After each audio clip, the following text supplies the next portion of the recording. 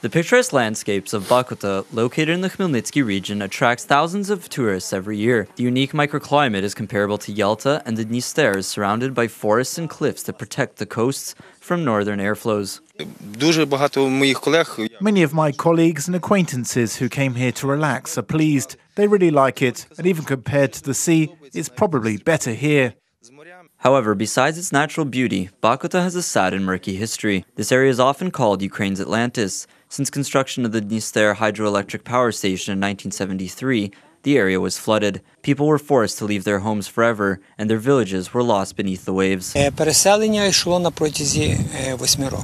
Resettlement took 8 years. People were allowed to choose whether to build a new home or buy a finished one. Older people and people with disabilities were given free housing.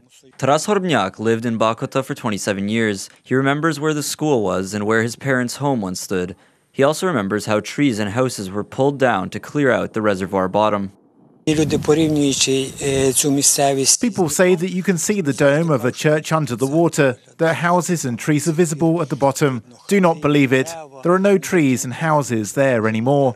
All the buildings were made of clay at the time. They could not stand underwater for 40 years, and the church cannot be there. There was no church in the village before the resettlement. The reservoir was filled over the course of 5 years as the water level rose to 38 meters.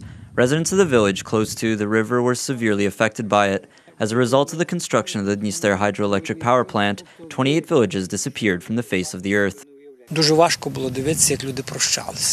It was very difficult to watch people and say goodbye. You know, for these older people, when they last got together, a year before it disappeared in 1980, how they fell to their knees and kissed this earth. Valentina Kryzhanovska was little when the family was relocated from Bakota. She recalls her grandparents saying goodbye to their homes. They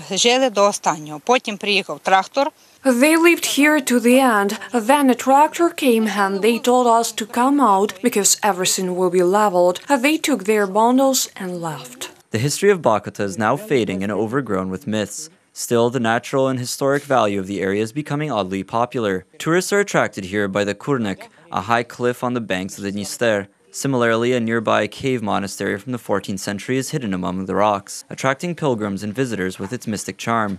Though the area may have an unfortunate past, it is a hidden gem, filled with sights worth visiting for the wandering soul. Reported by Antonino Figuel, UATV.